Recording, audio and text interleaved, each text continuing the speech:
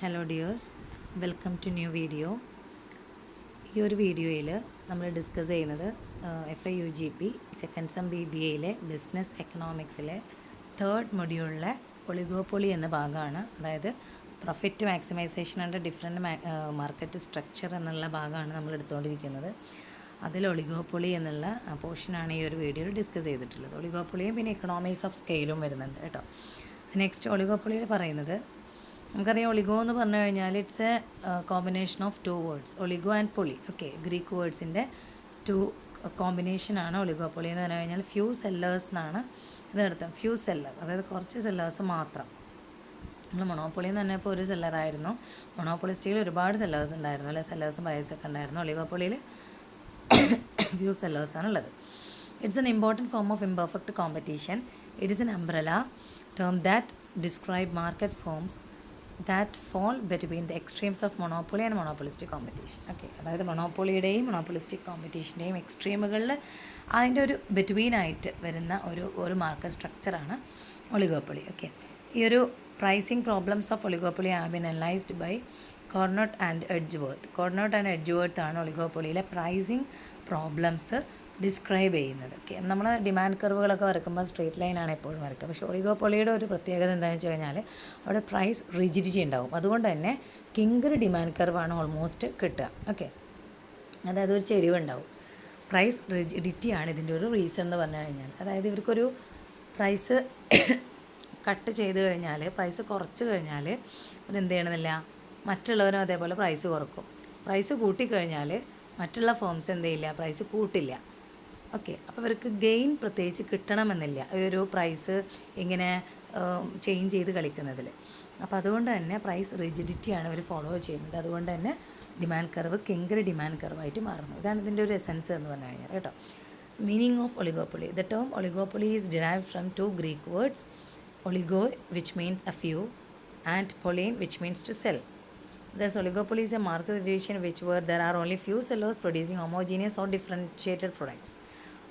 ഒരുപോലെയുള്ള product ആവാം, അല്ലെങ്കിൽ വ്യത്യസ്ത തരത്തിലുള്ള പ്രൊഡക്റ്റ് ആവാം. അങ്ങനെ പ്രൊഡ്യൂസ് ചെയ്യുന്ന കുറച്ച് സെല്ലേഴ്സ് പ്രൊഡ്യൂസ് ചെയ്യുന്നതിനാണ് ഒരു മാർക്കറ്റ് സ്ട്രക്ചറിനെയാണ് ഒളിഗോപ്പൊളി എന്ന് പറയുന്നത്. It's a combination among few because only few big firms will be producing and competing in the market. കോമ്പറ്റീഷനെ കുറച്ചേ ഉണ്ടാവുള്ളൂ, കോമ്പറ്റീഷനും കുറവായിരിക്കും, ഇവിടെ ഫേംസും കുറവാണല്ലോ. Oligopoly arise due to following reasons. എന്തൊക്കെ കാരണങ്ങൾ കൊണ്ടാണ് ഒളിഗോപ്പൊളി അറൈസ് ചെയ്യുന്നത് എന്നുള്ളത്. First one, large capital requirements and economies of scale, aggressive entrepreneurs, patent rights, mergers, possession of some essential resources. These are the reasons to arising oligopoly. Okay, next പറയുന്നത് features of ഒളിഗോപ്പൊളിയാണ്. നമ്മൾ ഡെഫിനിഷനിൽ പറഞ്ഞ പോലെ തന്നെ few സെല്ലേഴ്സാണ് ഉണ്ടാവുക. Homogeneous or differentiated product, ഒരേപോലെയുള്ള പ്രൊഡക്റ്റ് വിൽക്കാം, അല്ലെങ്കിൽ വ്യത്യസ്ത തരത്തിലുള്ള പ്രൊഡക്റ്റുകൾ ഉണ്ടാവും. നെക്സ്റ്റ് ഇൻ്റർഡിപ്പെൻഡൻസ് ഓഫ് ഫേമാണ്. ഫേം ഇൻ്റർ ഡിപ്പെൻഡാണ്, അതായത് മറ്റുള്ളവർ എന്താണോ ചെയ്യുന്നത് അതിനെ ഫോളോ ചെയ്യേണ്ടി വരും. പരസ്പരം ഡിപ്പെൻഡ് ചെയ്തിരിക്കുന്നു ഫേംസ് തമ്മിൽ. പ്രൈസ് റിജിഡിറ്റി ഉണ്ടാവാനുള്ള സാധ്യതയുണ്ട്. Okay, then element of monopoly. മൊണോപ്പൊളിയുടെ ഒരു എലമെൻ്റ് ഉണ്ട്, അതായത് പ്രൊഡക്റ്റ് ഡിഫറൻസിയേഷൻ എന്നുള്ള എന്താണ് ഒരു element, മൊണോപ്പൊളിയുടെ element ഒളിഗോപ്പൊളിയിലുണ്ട്.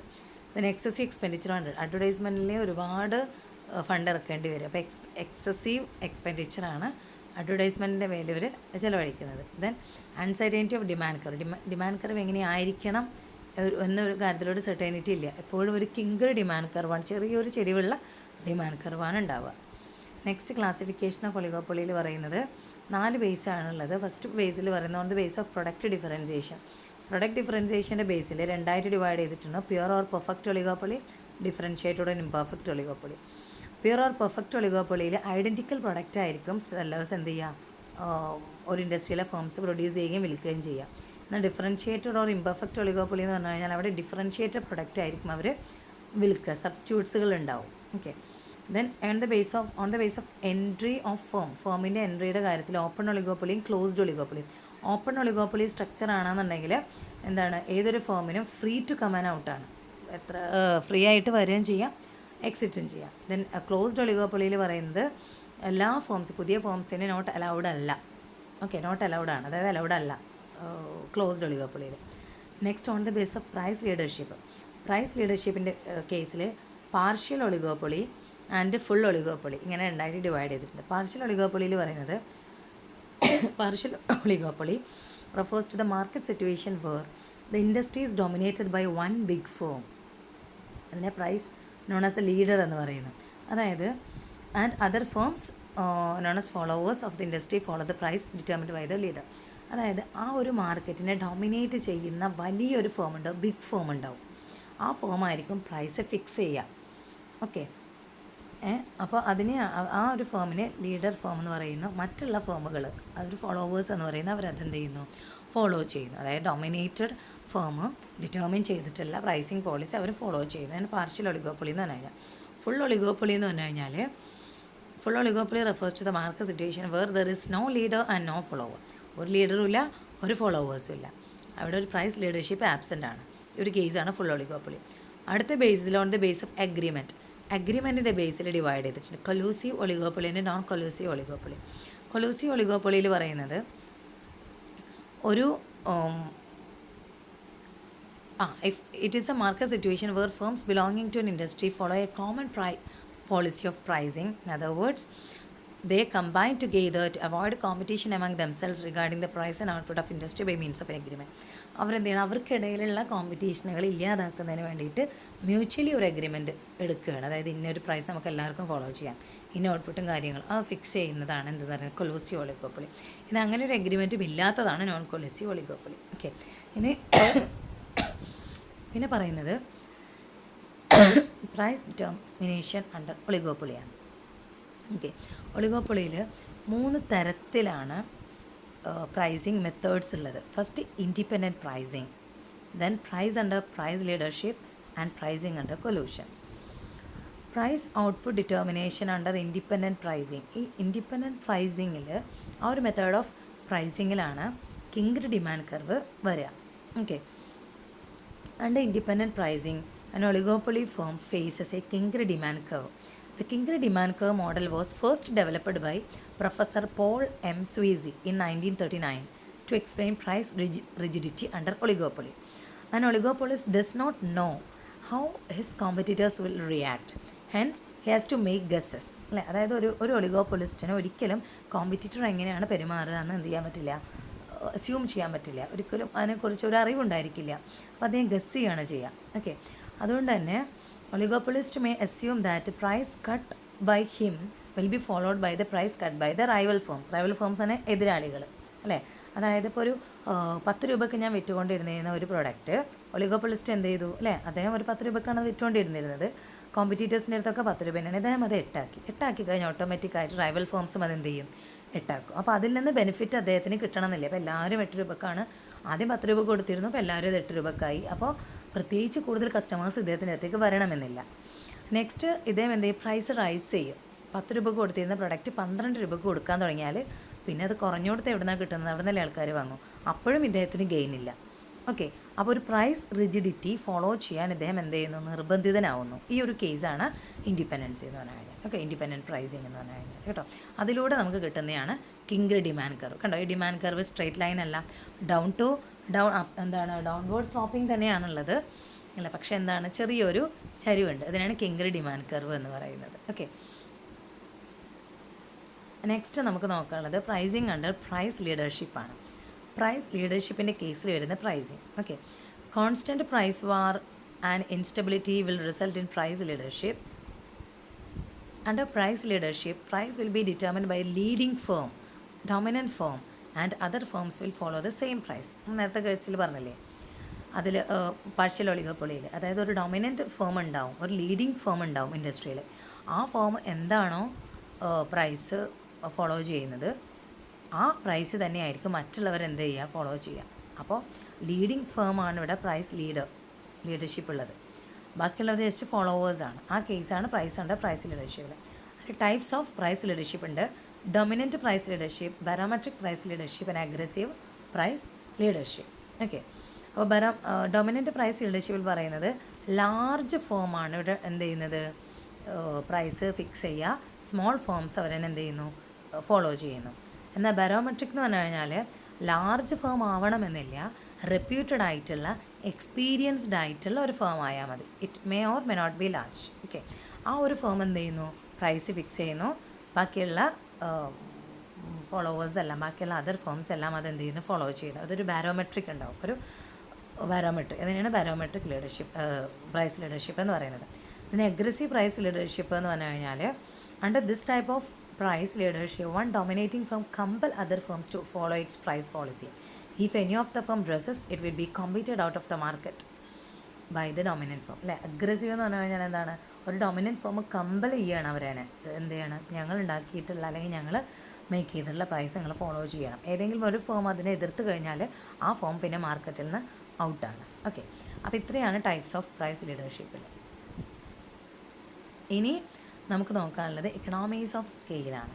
Okay, economies of scale എന്ന് പറഞ്ഞു കഴിഞ്ഞാൽ ഈ ഒരു പ്രൊഡക്ഷൻ ഇൻക്രീസ് ചെയ്യുന്നത് കൊണ്ട് വരുന്ന ഗുണങ്ങളാണ് എക്കണോമീസ് ഓഫ് സ്കെയിൽ എന്ന് പറയുന്നത്. In the long run when scale of production is increase, അല്ലേ, ഷോർട്ട് ടേമിലാണ് നമ്മൾ എക്കണോമീസ് ഓഫ് സ്കെയിൽ കുറക്കുക.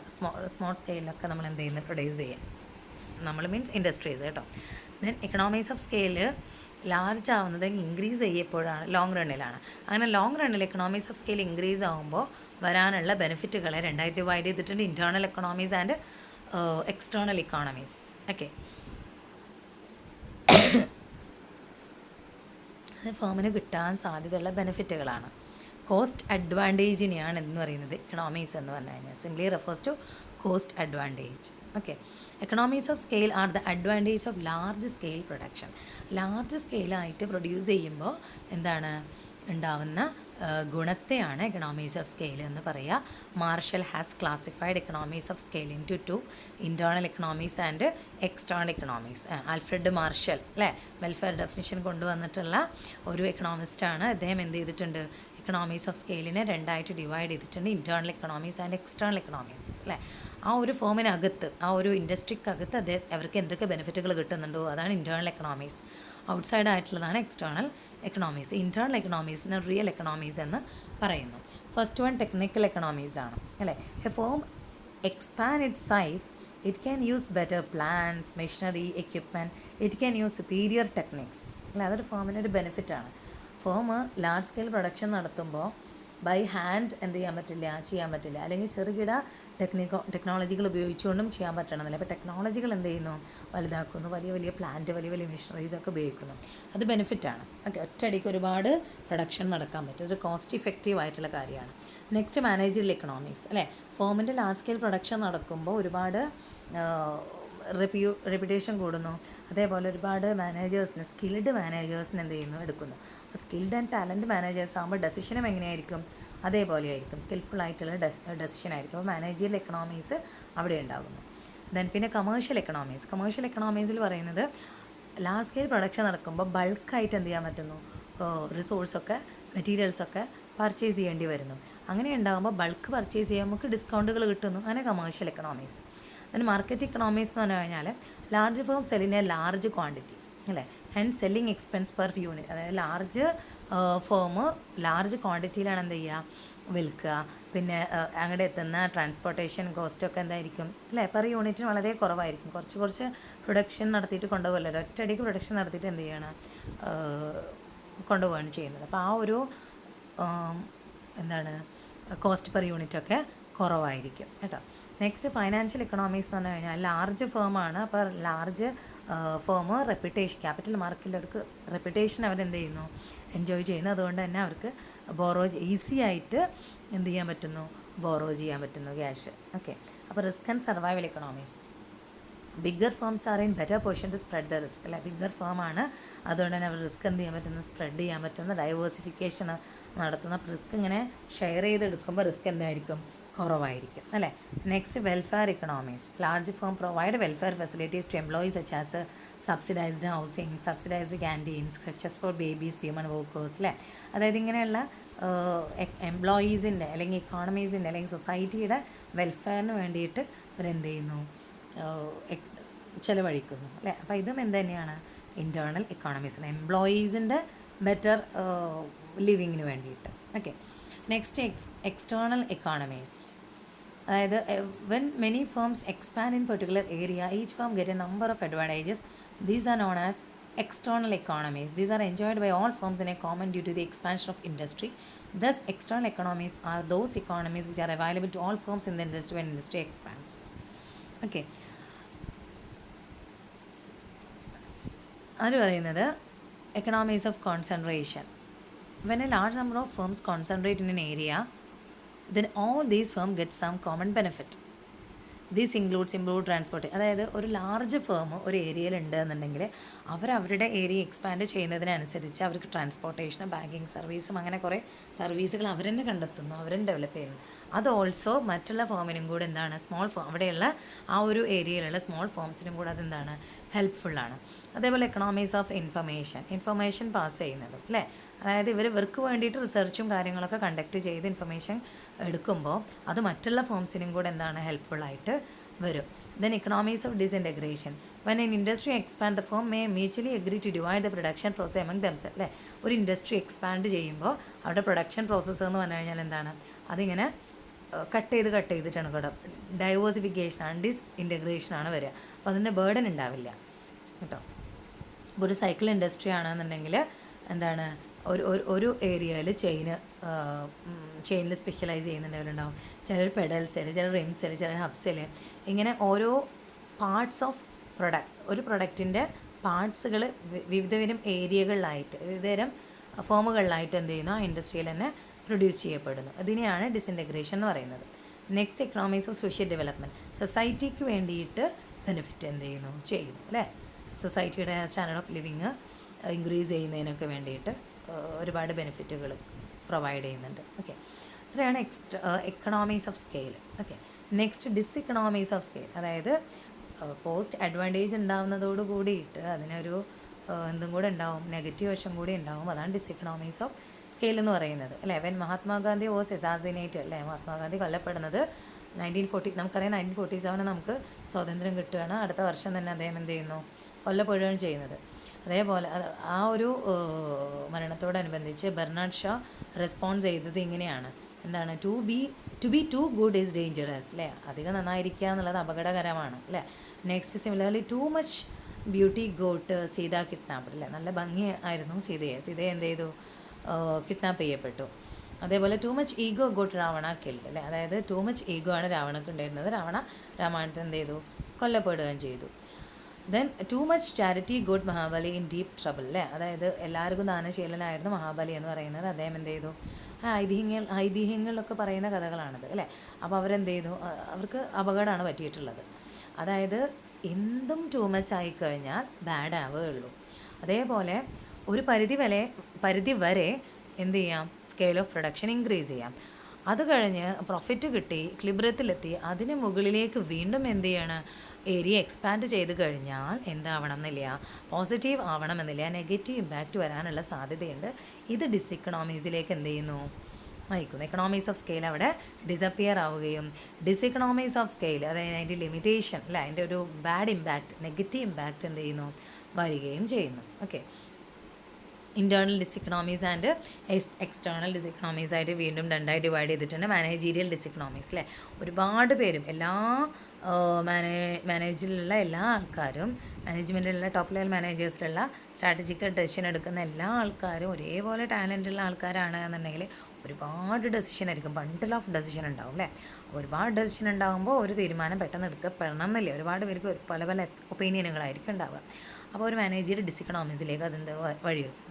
അതേപോലെ ടെക്നിക്കൽ ഡിസ്ഇക്കണോമീസ്, എങ്ങനെ വർക്ക് ചെയ്തുകൊണ്ടിരിക്കുകയാണ്, പ്ലാന്റും മെഷീനറീസും കാര്യങ്ങളൊക്കെ അല്ലേ. അപ്പോൾ അതിനെന്തുണ്ടാവാൻ സാധ്യതയുണ്ട്, ബ്രേക്ക് ഡൗൺ ആവാനുള്ള സാധ്യത കൂടുതലാണ്.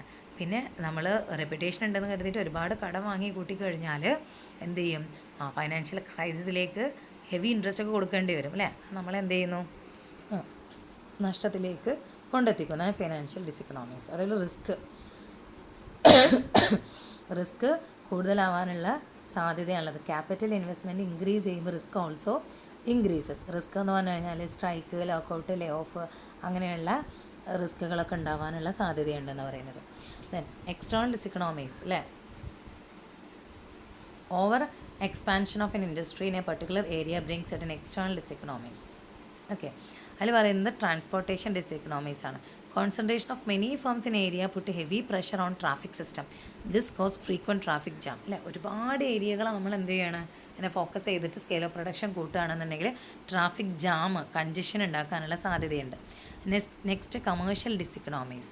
When firms expand their size, naturally the price of land, raw material, labour extra will increase due to increase in demand of these factors.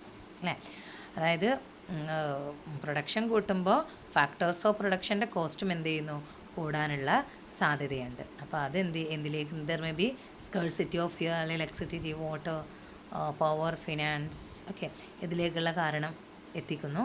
This cause increase in cost of production. Okay, പ്രൊഡക്ഷൻ്റെ ചിലവ് കൂടുമ്പോൾ. Then financial diseconomies. When the industry expand there may be pressure on bank and financial institutions. This cause financial problems for the firms. Further large expenditure will have to be incurred on pollution control devices. അല്ലേ, അതായത് ലാർജ് production ഉണ്ടാകുമ്പോൾ large transportation ഉണ്ടാകുന്നു, pollution control ഉണ്ടാകുന്നു. പിന്നെ ഇൻഡസ്ട്രിയിൽ നിന്നൊക്കെ എന്താണ് പൊല്യൂട്ടഡ് ആവാനുള്ള തരത്തിലുള്ള കാര്യങ്ങളൊക്കെ വരുന്നുണ്ട്. The next marketing diseconomies. As industry expand, competition increase among the firm, gradually the firm will fall in unhealthy competition. അല്ലേ, അതായത് ഇൻഡസ്ട്രി എക്സ്പാൻഡ് ചെയ്യുമ്പോൾ ആദ്യം കോമ്പറ്റീഷൻ ഉണ്ടാകുന്ന ഹെൽത്തി ആയിട്ടുള്ളത്, പിന്നീട് ഇത് അഗ്രസീവ് കോമ്പറ്റീഷനായിട്ട് മാറുന്നു, അൺഹെൽത്തി കോമ്പറ്റീഷനായിട്ട് മാറുന്നു. ഓക്കെ, ദെൻ അതുകൊണ്ട് തന്നെ അവർ ഒരുപാട് എമൗണ്ട് അഡ്വർടൈസ്മെൻറ്റും സെയിൽസ് പ്രൊമോഷനൊക്കെ ചിലവഴിക്കേണ്ടി വരും. അങ്ങനെ എന്ത് ചെയ്യുന്നു, അവരുടെ പ്രോഫിറ്റ് കുറയുന്നു, മാർക്കറ്റിംഗ് ഡിസെക്കണോമീസിലേക്ക് നയിക്കുന്നു. Then social diseconomies.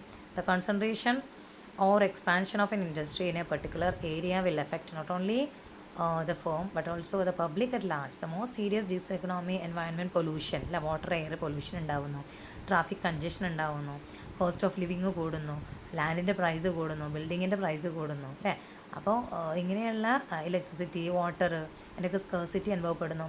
ഇതൊക്കെ സോഷ്യൽ ഡിസെക്കണോമീസിലേക്ക് നയിക്കുന്നു. These are the external diseconomies.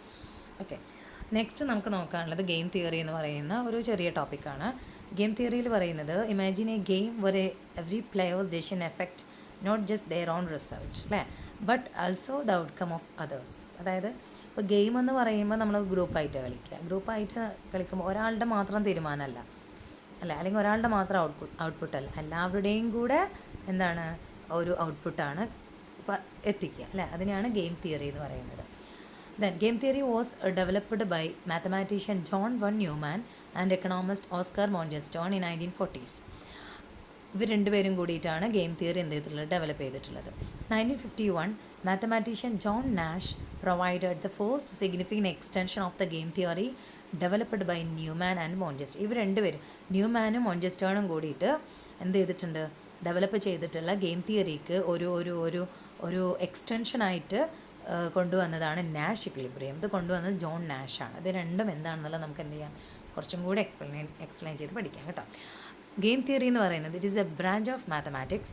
It studies strategic interactions where the outcome for each participant depends on the actions of all involved. അല്ലേ, അതായത് ഓരോ പാർട്ടിസിപ്പൻറ്റിൻ്റെയും ഔട്ട്കം എന്തിനെ ഡിപ്പെൻഡ് ചെയ്യുന്നുണ്ട്, ആ ഒരു ഗ്രൂപ്പിൽ ഇൻവോൾവ് ആയിട്ടുള്ള എല്ലാ പാർട്ടീസിൻ്റെയും എല്ലാ ആളുകളുടെയും ആക്ഷൻസിന് എന്ത് ചെയ്തിട്ടുണ്ട്, ഡിപ്പെൻഡ് ചെയ്തിട്ടുണ്ട്. ഇതിനെക്കുറിച്ച് പഠിക്കുന്നതാണ് ഗെയിം തിയറി എന്ന് പറഞ്ഞു കഴിഞ്ഞാൽ. Okay, the game theory is the study of how and why individual and entities make decision about their situation.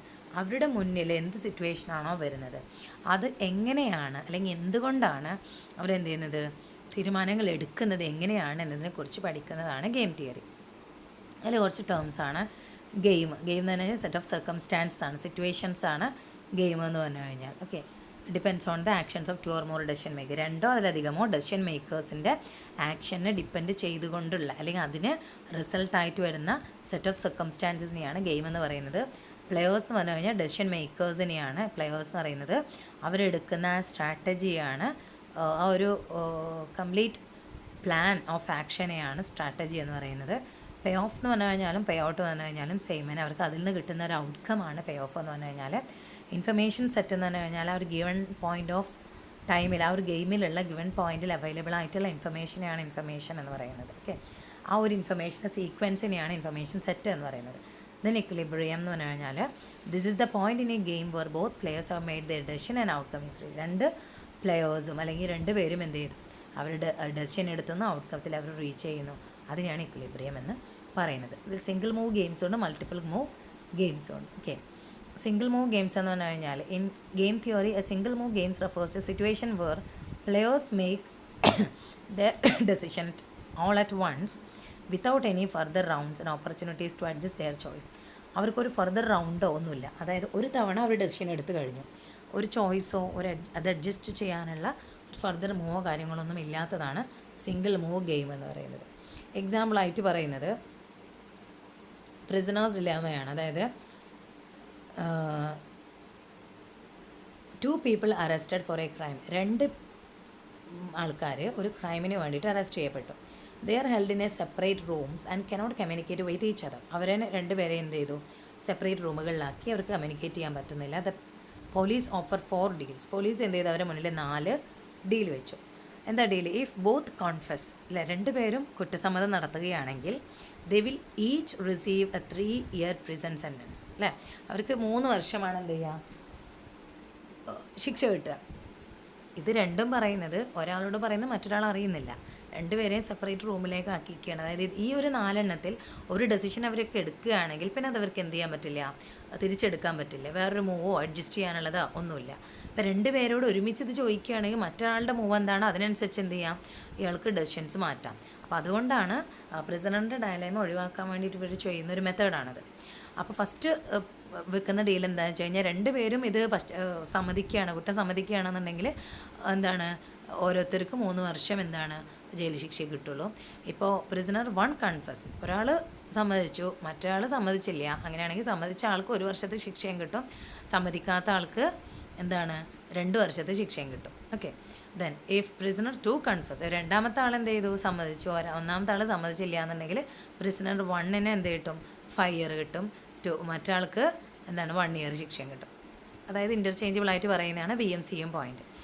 D പറയുന്നത് ഇഫ് നെയ്തർ കൺഫസ്, ആരും കുറ്റസമ്മതം നടത്തിയിട്ടില്ലെങ്കിൽ each will serve 2 years in prison. അല്ലേ, 2 പേർക്കും ശിക്ഷ എന്താ കിട്ടുക, 2 വർഷമേ കിട്ടുള്ളൂ. അപ്പോൾ ഇത് the most favourable strategy is not confess. ശരിക്കും കുറ്റസമ്മതം നടത്താതിരിക്കുക എന്നുള്ളതാണ് ഏറ്റവും ഫേവറബിൾ ആയിട്ടുള്ള സ്ട്രാറ്റജി. പക്ഷെ അവർക്ക് അറിയുന്നില്ല മറ്റുള്ളയാൾ എന്താ ചെയ്യുന്നത്, മറ്റുള്ളയാൾ എന്ത് തീരുമാനമാണ് എടുക്കുന്നതെന്ന് എന്ത് ചെയ്യുന്നില്ല, അറിയുന്നില്ല. Okay, the dilemma arise because both prisoners might think that betraying the other is the best option to avoid harsh sentence. അല്ലേ, അതായത് ഒരാൾ എന്താണോ ചെയ്യുന്നത് അതിനനുസരിച്ചല്ല മറ്റേയാൾ ചെയ്യുക. അല്ലേ, ഒരാൾ അയാളുടെ മാത്രം തീരുമാനമാണ് എടുക്കുക, അതിനനുസരിച്ച് പ്രിസണേഴ്സിന് എന്ത് ചെയ്യാൻ പറ്റുന്നു, തീരുമാനങ്ങൾ ഡെസിഷൻസ് എടുക്കാൻ പറ്റുന്നു. അതിനുവേണ്ടി കൊണ്ടുവരുന്നൊരു മെത്തേഡാണത്. Next, the Nash equilibrium suggest that in a prisoner's dilemma both players will make the move that is the best for them individually but worse for them collectively. അല്ലേ, അതായത് ഇൻഡിവിജ്വലി എടുക്കുമ്പോൾ ഒറ്റയ്ക്ക് ഞാൻ തീരുമാനം എടുക്കുമ്പോൾ എനിക്ക് ബെറ്റർ ആയിട്ടുള്ളതാണ് എടുക്കുക, 2 പേരും കൂടിയിട്ടുള്ളതാകുമ്പോൾ വേഴ്സ് ആയിട്ടുള്ളതാണ് എടുക്കുക. ഓക്കെ, അപ്പോൾ അതാണ് നാഷ് ഇക്വിലിബ്രിയം പറയുന്നത്. നാഷ് ഇക്വിലിബ്രിയം എന്ന് പറഞ്ഞു കഴിഞ്ഞാൽ it is an outcome reached. എന്ത് ഔട്ട്കമാണോ അവരെത്തിയത് അതിനെയാണ് നാഷ് ഇക്വിലിബ്രിയം എന്ന് പറയുക. ഓക്കെ, ജോൺ നാഷ് കൊണ്ടുവന്നിട്ടുള്ള ഗെയിം തിയറിയുടെ ഒരു എക്സ്പാൻഷൻ ഫോമാണ് Nash equilibrium. Once achieved the outcome, no player can increase payoff by changing decision unilaterally. അല്ലേ, ഒരിക്കൽ നമ്മൾ അച്ചീവ് ചെയ്ത് കഴിഞ്ഞാൽ, ഔട്ട്കം അച്ചീവ് ചെയ്ത് കഴിഞ്ഞാൽ പിന്നെ എന്ത് ചെയ്യാൻ പറ്റില്ല, പേ ഓഫ് ഇൻക്രീസ് ചെയ്യാനൊന്നും പറ്റില്ല. The Nash equilibrium is reached over time normally. However, once the Nash equilibrium reached, it will not be deviated from. In such a case, consider how a unilateral move would affect the situation. Does it make any sense? It shouldn't. That's why the Nash equilibrium outcome described so no regrets. അല്ലേ, പിന്നെ പശ്ചാത്തലിച്ചിട്ട് കാര്യമില്ല. Okay, then multiple move എന്ന് പറഞ്ഞു കഴിഞ്ഞാൽ ഏറ്റവും example ആയിട്ടുള്ളത് ചെസ്സാണ്. Multiple മൂവിന് അതായത് other party എന്താണോ ചെയ്യുന്നത് അതിനനുസരിച്ച് ഇങ്ങനെ മൂവ് മാറ്റിക്കൊണ്ടിരിക്കാം. ഒരേ ഫ്ലോയിലായിരിക്കില്ല പോവാം, പോകുന്നതിൽ നിന്നിങ്ങനെ ഡീവിയേറ്റ് ചെയ്ത് പോവാം based on other parties decision. അതാണ് മൾട്ടിപ്പിൾ മൂവ് ഗെയിം എന്ന് പറയുന്നത് കേട്ടോ. നെക്സ്റ്റ് കീ കൺസെപ്റ്റ് എന്ന് പറഞ്ഞു കഴിഞ്ഞാൽ സ്ട്രാറ്റജീസ്. അല്ലേ, അതായത് അതിലെടുക്കുന്ന പ്ലാൻ ഓഫ് ആക്ഷനെയാണ് സ്ട്രാറ്റജി എന്ന് പറയുന്നത്.